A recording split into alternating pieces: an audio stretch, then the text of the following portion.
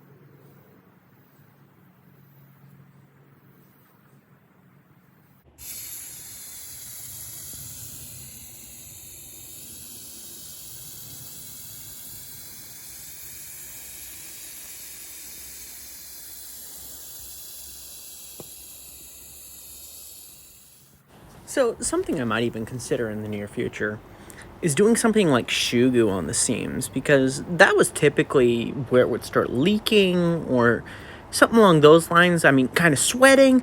It's not really consistent drip.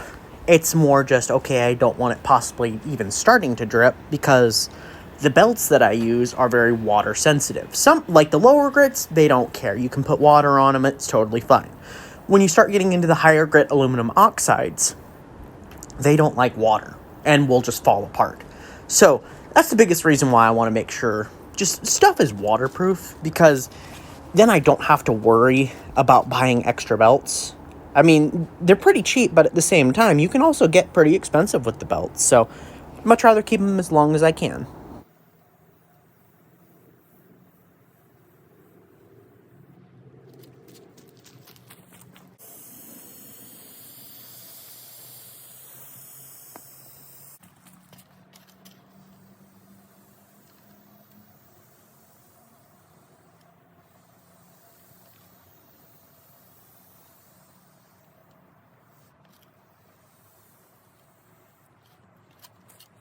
And thankfully that wraps that up. About 1 can. I mean, probably could use more, but in all honesty, it's temporary fix. We already know that I'm working on a canopy. That'll be a lot better, because then I won't have to set it up, take it down nearly as much. Be a lot easier. So I also wanted to give you a little update, because you haven't seen it in a while, so I wanted to show you. So I'll flip you around. So as you can see, it's actually the tree that I cut the ivy on. So for those of you looking for a good method for ivy removal, I definitely say that's a pretty good one, because like a lot of people will say pull it off the bark and that kind of stuff. It can be really dangerous to do that, because if it's so like ingrained into the cambium layer, you can actually do really big damage to the tree. So cutting it at the base, cutting out like a foot section, and just letting it die naturally works pretty good. Lets the tree naturally take over and the ivy dies. But that's what I would say. And if you want to go see what it looked like before, if you haven't seen that video, it's one of my previous videos, probably one of my first videos that I did. So go check that out. And now we'll head back to the shop. Alrighty, now we're back in the shop. So we're gonna dive down. I have a quick question for you. I'll see what you guys have to say. So now this is a question for some of you that have had the Harbor Freight 1x30s. Do you like the spring tension? I'm not sure if it's been increased recently or not, but watching a lot of the other videos, for some reason I feel like it's got a lot more spring tension than they used to. So check this out. You can see the springs right there, and forgive it, it's a little bit dusty, but it's pretty stout with how much pressure you have to. I've seen a lot of the guys that are using these sharpeners that it's really easy for them. I'm actually having to pinch pretty good in order to get this. And when I put the leather belt on, I noticed that it almost bottoms out this wheel. If you've got a remedy for that, let me know. I mean, what I'm honestly thinking of doing is just putting in a slightly weaker spring, but maybe you have a different remedy. Let me know.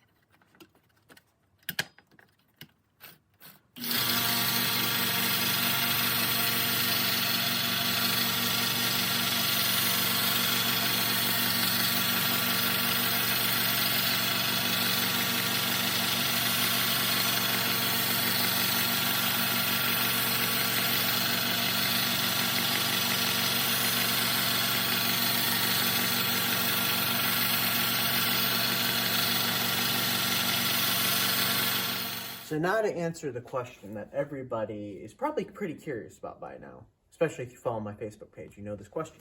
I asked, what was your favorite knife or tool? I didn't tell you mine. So mine is my kukri. I've had more firsts with this than any one of my other knives. It's come with me my first time mushrooming. It's come on camping trips. There's so many things that this has memories to me. So that's the reason why it's my favorite. Not only it is a very useful tool, but I've used it for a lot of things. So that's the reason why it's my favorite. So that wraps things up for this week. If you have any questions, leave them down in the comments. And if you're new here, welcome. Consider subscribing, and I'll see you in the next one. Stay happy and healthy.